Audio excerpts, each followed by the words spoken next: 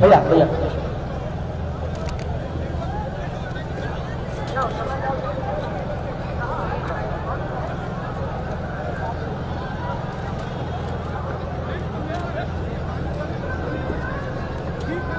बहुत बहुत धन्यवाद आप सबों के बीच हम सबों के आदरणीय नेता, देश के जननायक नेता माननीय श्री राहुल गांधी जी, हम सबों के आदरणीय नेता प्रतिपक्ष बिहार, पूर्व मुख्यमंत्री बिहार श्री तेजस्वी प्रसाद यादव जी, हम सबों के बीच मौजूद बिहार प्रदेश कांग्रेस के अध्यक्ष सामान्य सांसद नरेश सिंह जी, शकील अहमद खान साहब, विजय कुमार मंडल जी, मान्य विधायक संगीता जी, भरत सिंह जी, सूर्य यादव जी, तमाम आदरणीय सभी नेता यहाँ मौजूद है।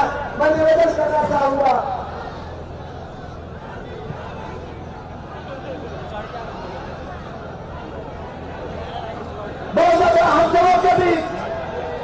हम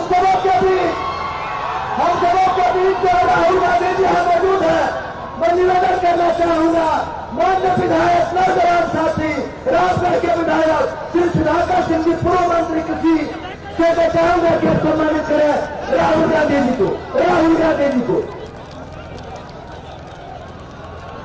अब मैं निवेदन करना चाहूंगा हम सबों के बीच मौजूद है नेता प्रतिपक्ष भी है, पूर्व मुख्यमंत्री, जिनको सम्मानित करेंगे तेजस्वी प्रसाद यादव जी को, मान्य विधायक भभुआ भरत सिंह जी, मान्य विधायक भभुआ श्री भरत सिंह जी,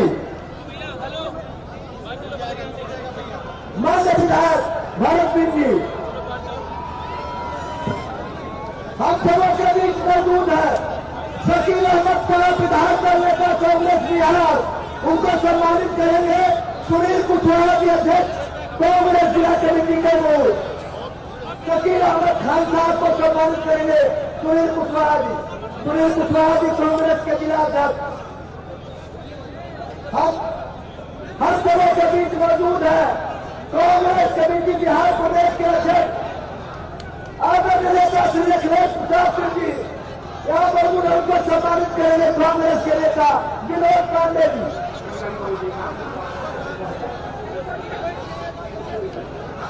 सम्मानित करेंगे माननीय नेता श्री संगीता जी है।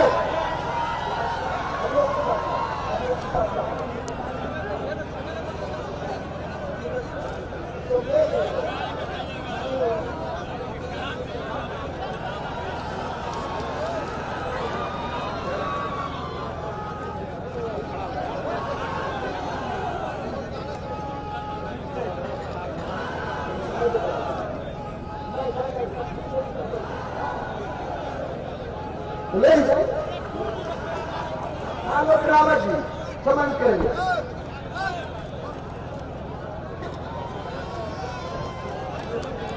अब इसी कड़ी में हम निवेदन करना चाहेंगे माननीय विधायक श्री सुधाकर सिंह जी, माननीय विधायक श्री सुधाकर सिंह जी से मैं निवेदन करना चाहता हूं माननीय विधायक श्री सुधाकर सिंह जी, पूर्व मंत्री कृषि बिहार सरकार से या पावे और अपने विचारों को लेकर माननीय विधायक पूर्व मंत्री बिहार सरकार कृषि श्री सुधाकर सिंह जी। आज किसान पंचायत सभा कार्यक्रम की अध्यक्षता कर रहे पुराण जी, संचालन कर रहे भोरा जी, हमारे इस महती सभा में आए हुए देश के नेता कांग्रेस के राष्ट्रीय पूर्व अध्यक्ष आदरणीय राहुल गांधी जी, हमारे बिहार के नेता प्रतिपक्ष नौजवानों के धड़कन, हम सबों के नेता तेजस्वी यादव जी, मंच पर उपस्थित हमारे सभी सम्मानित नेतागण, समय का बहुत अभाव है, इसीलिए हमारे दोनों आदरणीय युवा नेता संबोधित करेंगे। हम आपके और नेता के बीच में हम बाधा नहीं बनना चाहते। हम कैमूर की धरती पर, रामगढ़ की धरती पर, बिहार की धरती पर आए हुए हमारे आदरणीय राहुल जी और आदरणीय तेजस्वी यादव जी का मैं स्वागत करता हूं और मैं आशा करता हूं इस बिहार की और देश की जो परिवर्तन की जो लड़ाई है, उस लड़ाई में यहाँ के लोग शामिल होने का काम करेंगे उत्साह के साथ। हम इन्हीं संकल्पों के साथ, स्वागत के साथ अपनी वाणी को विराम देता हूं और मैं अपने आदरणीय नेता तेजस्वी यादव जी नेता प्रतिपक्ष को मैं आमंत्रित कर रहा हूं। ये लंबी यात्रा है और इस यात्रा में तेजस्वी जी को आमंत्रित करते हैं सभा को संबोधित करने के लिए युवा भाषण।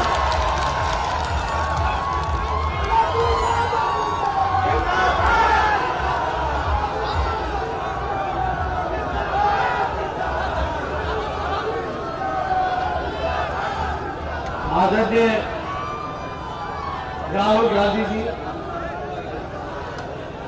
राष्ट्रीय जनता दल कांग्रेस पार्टी के, लेफ्ट पार्टी के सभी हमारे नेतागण, महागठबंधन पदाधिकारी,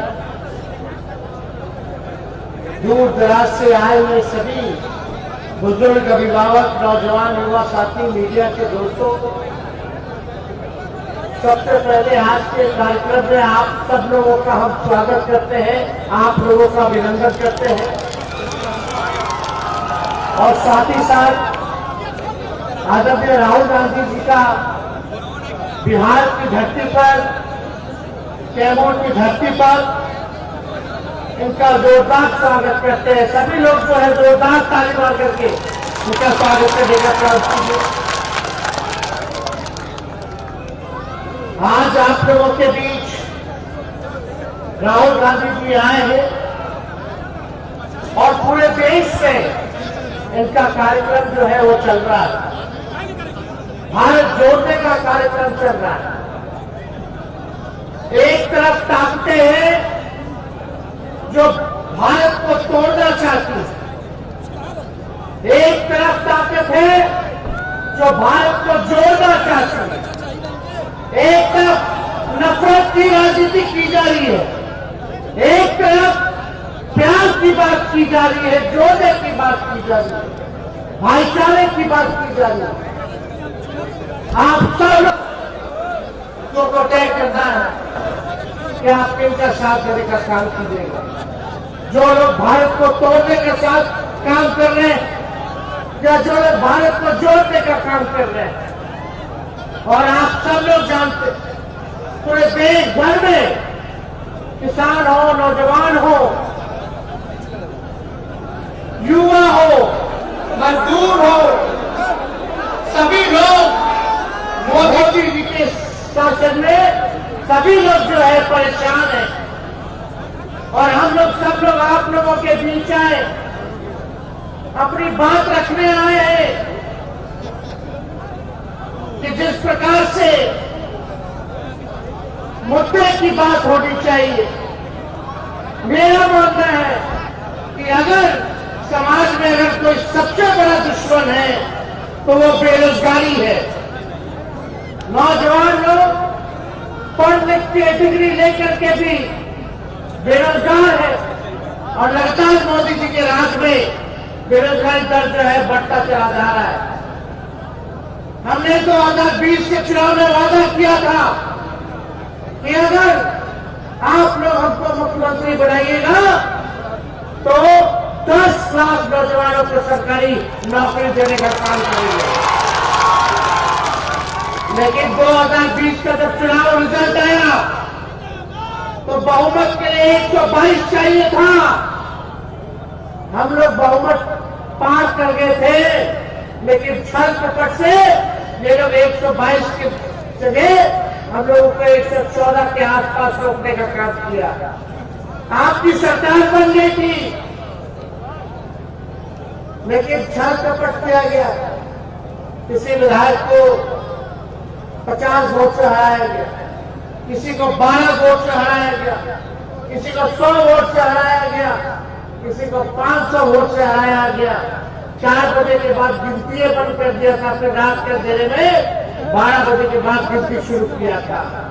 फिर भी सरकार बनी, हम विपक्ष में आए, हमें स्वीकार था, फिर भी हमने ठाना था कि बेरोजगारी मुद्दे को लेकर के हम लड़ाई लड़ने का काम करेंगे। फिर बाद में आप लोग तो माननीय मुख्यमंत्री जी को जानते ही हैं, हमको बताने की जरूरत नहीं है। आदरणीय लालू जी के पास आए, हमारे घर आए, उन्होंने कहा कि हमारे पार्टी के भाजपा वाला तोड़े था, हमारे विधायक लोग के नुभावा था, महाराष्ट्र में तोड़ दिया, पैसा से प्रलोभन से भाजपा वाला ऑपरेशन लोटस चलाना था, झारखंड में प्रयास करना था, कर्नाटका में किया, मध्य प्रदेश में किया, तो मुख्यमंत्री जी गिड़गिड़ाते हुए आए और हाथ जोड़ करके ऐसे ही माफी मांगे हमारे माता पिता से, हमसे बहुत बड़ा गलती हो गया, मोदी जी हमारे दल को तोड़ रहे हैं, लालू जी राबड़ी जी हमको माफ कीजिए और फिर से आइए मिलते हैं और 2024 में भाजपा को रोकने का काम करते हैं। हम नहीं चाहते थे कि हम मुख्यमंत्री जी का साथ दें, काहे हम जानत रही,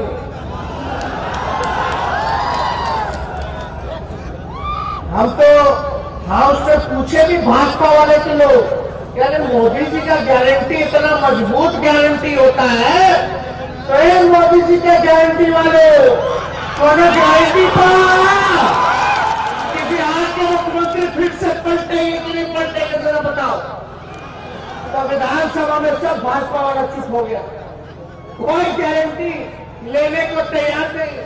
भाजपा के राष्ट्र प्रवक्ता बोलता है कि हम नहीं ले सकते उनका गारंटी,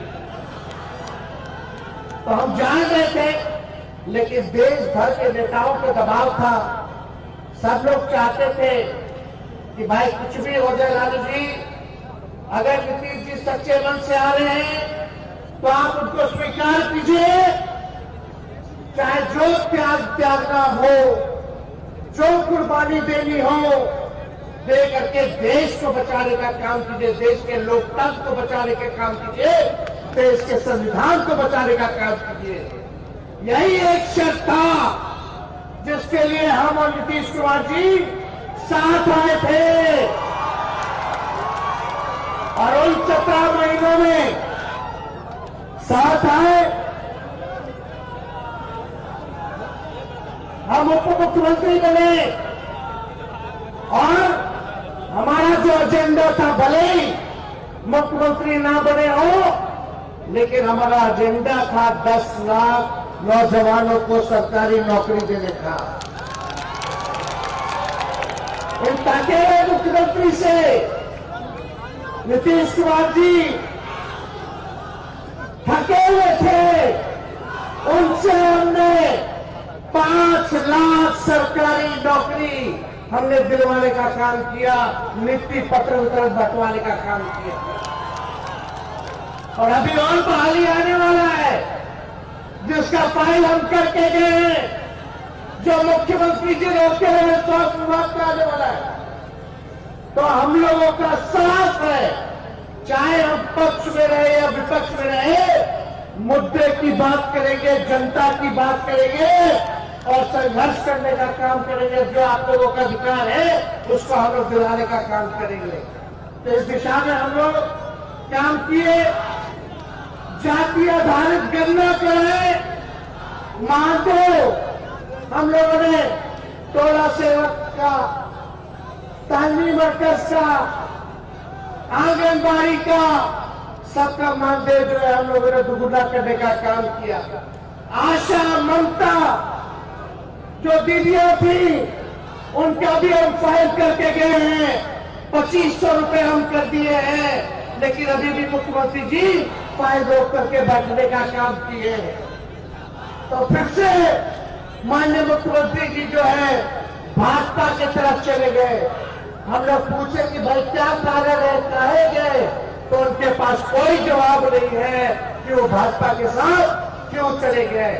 तो हम तो नहीं बता सकते ईडी का डर है या सीबीआई का डर है, लेकिन हम सब लोगों को, जो आपकी बात कर रहा है, राहुल जी आपकी बात कर रहे हैं, जनता की बात कर रहे, गरीब की बात कर रहे, किसान मजदूर नौजवानों की बात कर रहे, असल मुद्दों के बारे में बात कर रहे हैं।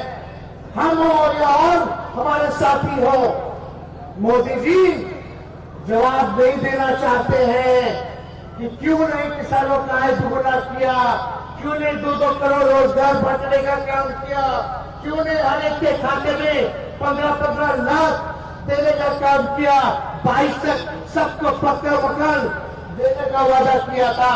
अगर ये सवाल हम लोग पूछते हैं तो मोदी जी अपने सीबीआई, ईडी, इनकम टैक्स जो इन्हीं के पार्टी के प्रकोष्ठ के रूप में काम कर रहे, सेल के रूप में काम कर रहे, वो हम लोगों के पीछे लगा दिया जाता है।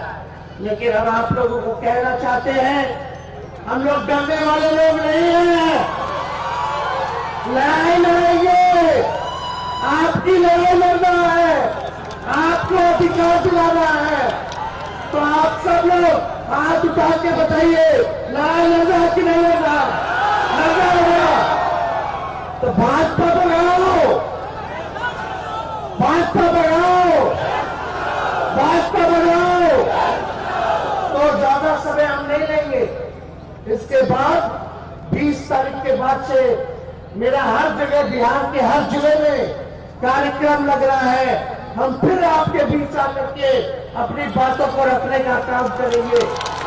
हम राहुल गांधी जी को यही संदेश देना चाहते हैं कि आप जो काम कर रहे हैं उसी निडरता के हिसाब से आप अपने काम को करते रहिए। आपके पीछे हम लोग मजबूती के साथ खड़े हैं।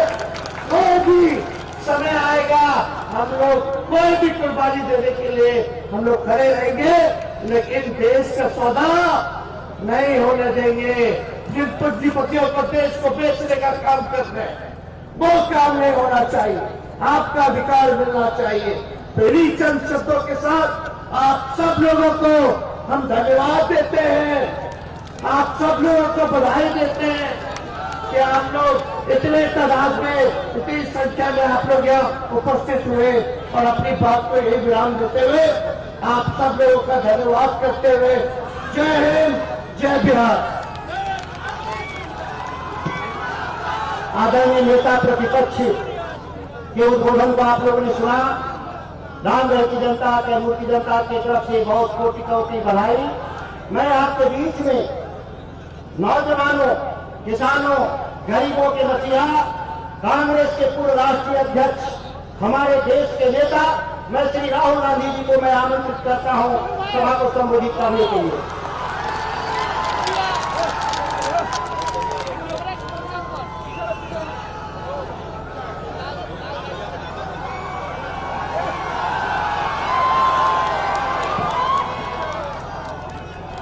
श्री वेणुगोपाल जी, तेजस्वी जी, अखिलेश प्रसाद सिंह जी, शकील अहमद खान जी, मदन मोहन झा जी, जयराम रमेश जी, कन्हैया कुमार जी, सुधाकर सिंह जी, संजय तिवारी जी, गौतम जी, संतोष मिश्रा जी, एमएलए, सीनियर नेता, कांग्रेस पार्टी और आरजेडी के वरिष्ठ नेता जो स्टेज पे हैं, और लेफ्ट पार्टी के भी नेता, भाइयों और बहनों, युवाओं, आप सबका यहाँ बहुत बहुत स्वागत। कैसे हैं आप लोग? मूड कैसा है?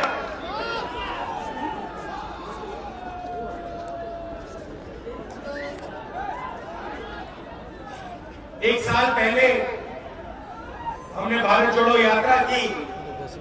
कन्याकुमारी से कश्मीर तक चले, 4000 किलोमीटर चले, लाखों लोगों के साथ चले। क्यों?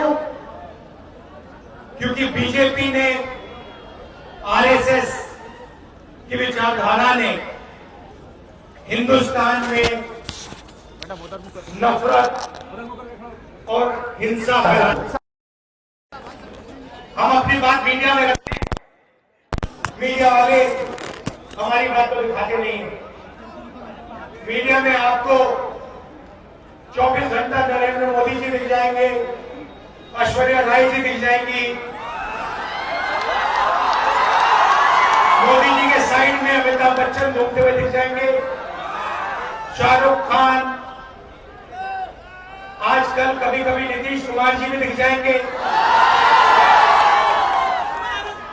मगर तेजस्वी जी और मैं नहीं दिखने वाले।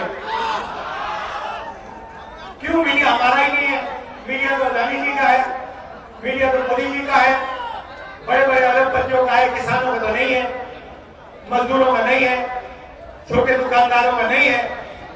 हम उनकी बात रखते हैं तो मीडिया में हमारी जगह नहीं बनती। इसलिए हमने भारत जोड़ो यात्रा की, 4000 किलोमीटर हम आपके साथ, हिंदुस्तान की जनता के साथ मिलकर चले। और यात्रा में से हम दोनों की विचारधारा का एक नारा निकला। किसी ने लिखा नहीं, अपने आप भीड़ में से एक नारा निकला। एक आदमी आता है, मेरी ओर दौड़ते हुए आता है, मुझे कहता है राहुल जी, ये आप 4000 किलोमीटर चल रहे हो, मैं जानता हूं आप क्या कर रहे हो। मैंने कहा बताओ क्या कर रहा हूं? कहता है आप नफरत के बाजार में मोहब्बत की दुकान खोल रहे हो। और यही हमारी विचारधारा है। आप तेजस्वी जी का चेहरा देखो, ठीक से देखो, ये आपको हर टाइम मुस्कुराते हुए दिखेंगे। ये लोग मुस्कुरा रहे हैं, लालू जी आपको मुस्कुराते हुए दिखेंगे, कांग्रेस पार्टी के हमारे नेता बने वो सब मुस्कुरा रहे हैं, और बीजेपी के नेताओं को चेहरा देखो, नरेंद्र मोदी को देखो, अमित शाह को देखो, राजनाथ सिंह को देखो, तो चेहरा ऐसे होता है। पता नहीं क्या हो गया इन लोगों को, ये खुशी नहीं होते, नफरत फैलाते हैं और 24 घंटा किसी न किसी के बारे में उल्टी सीधी बात करेंगे। हम मोहब्बत की दुकान खोलते हैं और आप सब कांग्रेस के कार्यकर्ता, आरजेडी के कार्यकर्ता 24 घंटा मोहब्बत की दुकान खोलिए, लोगों को जोड़िए। और ये जो बीजेपी के लोग नफरत फैलाते हैं, इसके खिलाफ हम मिलकर एक साथ लड़ेंगे और जीतेंगे। ये देश नफरत का देश नहीं है, ये देश मोहब्बत का और भाईचारे का देश है। आपके खून में, आपके डीएनए में नफरत नहीं है, मोहब्बत और भाईचारा आदर है। यात्रा में हमने हजारों लोगों से पूछा कि भाई देश में ये जो नफरत का माहौल बन रहा है, इसका कारण क्या है? किसानों से पूछा, मजदूरों से, छोटे छोटे बच्चों से पूछा, युवाओं से पूछा, और सब ने कहा राहुल जी, नफरत का कारण डर है और डर का कारण अन्याय है। ये देश के हर कोने कोने में आप किसी भी गरीब व्यक्ति से पूछ लो, हर रोज इस देश के हर कोने कोने में अन्याय होता है। आर्थिक अन्याय, सामाजिक अन्याय, किसानों के खिलाफ अन्याय, युवाओं के खिलाफ अन्याय, महिलाओं के खिलाफ अन्याय, जहां भी आप देखो अन्याय ही अन्याय दिखेगा। ये देखो एक और अन्याय के बारे में बोला, आर्मी की भर्ती नहीं करवाया। भाई एक और बात, अब एक नई चीज निकली है। अब अगर हिंदुस्तान का एक सैनिक, एक जवान शहीद होगा तो उसे शहीद का दर्जा दिया जाएगा, मगर अगर एक अग्निवीर जिसके दिल में वही भावना है जो जवान दूसरे जवान के दिल में है। अगर वो शहीद होगा तो आर्मी और हिंदुस्तान की सरकार उसे शहीद का दर्जा नहीं देगी। दो तरीके के शहीद बना दिए इन लोगों ने, एक अग्निवीर वाला जिसको कोई इज्जत नहीं मिलेगी, और दूसरा जो आर्मी वाला, रेगुलर आर्मी वाला। अग्निवीर को ना कैंटीन मिलेगी, ना पेंशन मिलेगा, और ना शहीद का दर्जा मिलेगा। अब भैया ये बताओ, ये धोखा क्यों हो रहा है? नहीं भाई, क्योंकि ये हिंदुस्तान की डिफेंस का बजट जो है, ये जवानों की ट्रेनिंग में नहीं डालना चाहते, ये जवानों की रक्षा में नहीं डालना चाहते, ये अदानी के लिए हथियार खरीदने के लिए हिंदुस्तान के बजट का पूरा पैसा उसको देना चाहते हैं, इसलिए हुआ ये। हाँ, अच्छा ठीक है, चलो अग्निवीर की बात छोड़ो, रेलवे की बात करो। रेलवे में अगर बिहार का युवा रोजगार चाहता है, आज उसको मिल सकता है? कर लो जितने एग्जाम करने हैं, आपको ना सेना में भर्ती मिलेगी, ना रेलवे में मिलेगी, ना किसी पब्लिक सेक्टर यूनिट में मिलेगी। क्यों? क्योंकि दिल्ली की सरकार चाहती है कि आप सब लोग कॉन्ट्रैक्ट के मजदूर बनो। अग्निवीर जो है उसको अग्निवीर नाम दिया है, मगर वो कॉन्ट्रैक्ट लेबर का आदमी है। सच्चाई ये है, उसे जब भी उनको निकालना हो निकाल सकते हैं, बिना पूछे, बिना पेंशन, बिना मदद, बिना कुछ उसको उन्हें बाहर भेज सकते हैं। यही सारे के सारे पब्लिक सेक्टर यूनिट्स के साथ ये हो रहा है। अब मजे की बात आपको बताता हूं, हिंदुस्तान में पिछड़ों की आबादी कितनी है बताइए? अच्छा एक बात बताओ, यहां पे पिछड़े वर्ग के लोग हैं, हाथ उठा के दिखाओ। ये देखा, पिछड़े वर्ग को हो ना? आपकी हिंदुस्तान में आबादी कितनी है? 50%। हिंदुस्तान में पिछड़ा वर्ग 50% है। दलित वर्ग कितना है? 15%। आदिवासी वर्ग कितना है? 8%। 50 और 15 कितने हुए? 65 और 8 कितने हुए? 73। अभी मैंने माइनॉरिटी की बात नहीं की, वो भी 15% है सब मिला के, मगर आज हम सिर्फ 73% की बात करते हैं। आप मुझे बताओ, हिंदुस्तान की सबसे बड़ी कंपनियों की लिस्ट में, मालिकों की लिस्ट में 73% वाले कितने लोग हैं? एक भी नहीं, एक भी नहीं।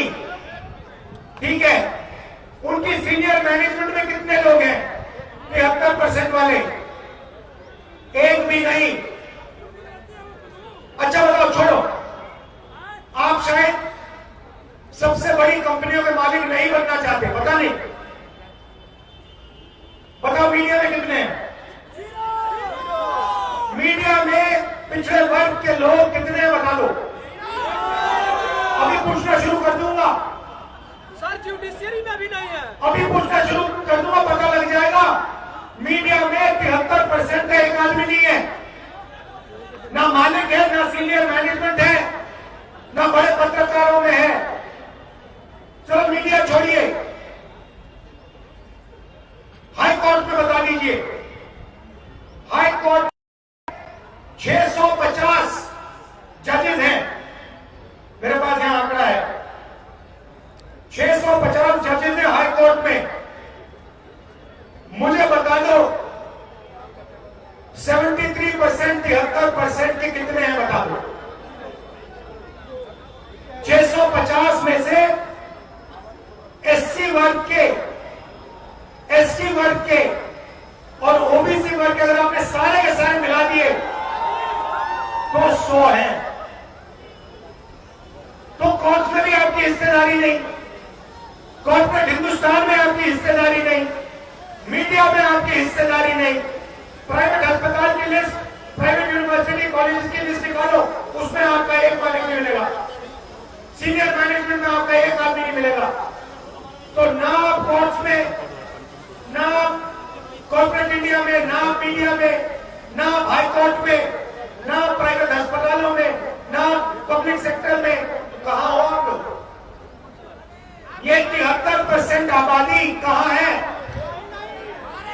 ये जो सबसे पहले आप बेरोजगार, और जिनको रोजगार मिलता है वो कॉन्ट्रैक्ट लेबर वाले हैं। कॉन्ट्रैक्ट लेबर जो दिहाड़ी मजदूरी करते हैं उनकी लिस्ट निकालो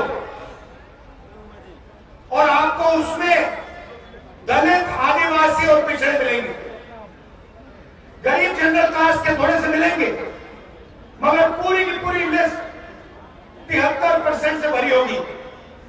और अगर आप सीनियर ब्यूरोक्रेसी में देखो, हाई कोर्ट में देखो, कॉर्पोरेट इंडिया में देखो, मीडिया में देखो, आपका एक आदमी नहीं मिलेगा।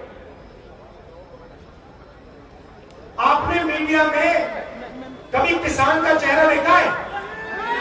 मजदूर का देखा है?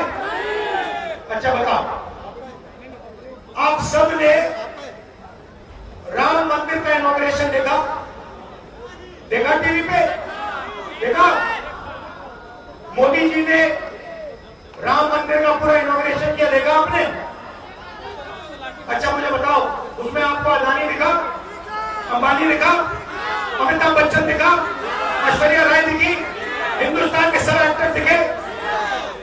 उसमें आपको गरीब किसान दिखा, मजदूर दिखा? कहां थे वो लोग? वो भैया मजदूरी कर रहे थे, वो भूखे मर रहे थे, वो बेरोजगार हैं। राम मंदिर के इनॉग्रेशन में नरेंद्र मोदी, अमिताभ बच्चन, ऐश्वर्या राय, हिंदुस्तान के सबसे अमीर लोग, अरबपति, अदानी, अंबानी, बिरला, सारे के सारे दिखे, मगर एक गरीब व्यक्ति नहीं दिखा, एक किसान नहीं दिखा, एक मजदूर नहीं दिखा, एक छोटा दुकानदार नहीं दिखा। दो हिंदुस्तान बन रहे हैं, एक 10-15% वाला पूरा का पूरा धन इनके हाथ में, मीडिया इनके हाथ में, ब्यूरोक्रेसी इनके हाथ में, हिंदुस्तान का बिजनेस का सिस्टम इनके हाथ में, और आप लोग भूखे मरो, मजदूरी करो। यह है अन्याय। सबसे पहला कदम सामाजिक न्याय का जाति जनगणना है। मतलब ये पता लगाना है दलित कितने, आदिवासी कितने, पिछड़े कितने, और उसके बाद ये पता लगाना है धन किसके हाथ में है। धन पिछड़े के हाथ में कितना है, किसानों के हाथ में कितना है, दलित आदिवासियों के हाथ में कितना है, गरीब जनरल कास्ट के हाथ में कितना है। जाति जनगणना, जैसे आपको चोट लगती है, अस्पताल जाते हो, एक्सरे कराते हो ना, हाथ टूटता है, तो जाति जनगणना देश का एक्सरे है। इससे दूध का दूध, पानी का पानी हो जाएगा, सबको पता लग जाएगा सोने की चिड़िया का धन किसके हाथ में है। क्रांतिकारी कदम है, और जैसे ही हमारी सरकार, इंडिया की सरकार आएगी, हम जाति जनगणना को पूरे देश में करके दिखाएंगे। कुछ ही दिन पहले हमने किसानों के लिए एमएसपी की लीगल गारंटी दी है। हम कानूनी गारंटी देंगे कि हिंदुस्तान के किसानों को सही एमएसपी दी जाए। ऐतिहासिक क्रांतिकारी कदम है। तो मैं आपसे ये कहना चाहता था कि सामाजिक अन्याय हो रहा है, आर्थिक अन्याय हो रहा है, किसानों के खिलाफ अन्याय हो रहा है। नरेंद्र मोदी जी ने किसानों का कितना कर्जा माफ किया? 1 रुपया नहीं दिया। हिंदुस्तान के 20-25 अरबपतियों का कितना कर्जा माफ किया? 16 लाख करोड़ रुपए। 16 लाख करोड़ रुपए हमने किसानों का कर्जा माफ किया। 70,000 करोड़ रुपए हमने माफ किया था। और उस टाइम सारे मीडिया ने कहा देखो यूपीए की सरकार पैसा जाया कर रही है, किसानों को आलसी बना रही है। तो जब किसानों का कर्जा माफ होता है, मीडिया कहती है किसानों को आलसी किया जा रहा है। और जब नरेंद्र मोदी 15-20 लोगों का 16 लाख करोड़ रुपए कर्जा माफ करता है, तो फिर एक शब्द नहीं कहते ये लोग। मोदी मीडिया एक शब्द नहीं कहता। तो इसी अन्याय के खिलाफ हमने ये यात्रा निकाली। आप सब आए, आपने यात्रा की मदद की, अपनी शक्ति दी, प्यार दिया। मैं आप सबका, तेजस्वी जी का, आरजेडी के जो नेता हैं, कांग्रेस पार्टी के नेता हैं, आप सबका दिल से धन्यवाद करता हूं कि आप यहां आए और आपने हमारे साथ खड़े होकर भारत छोड़ो यात्रा में, भारत छोड़ो न्याय यात्रा में आपने हमारी मदद की। बहुत बहुत धन्यवाद। नमस्कार, जय हिंद।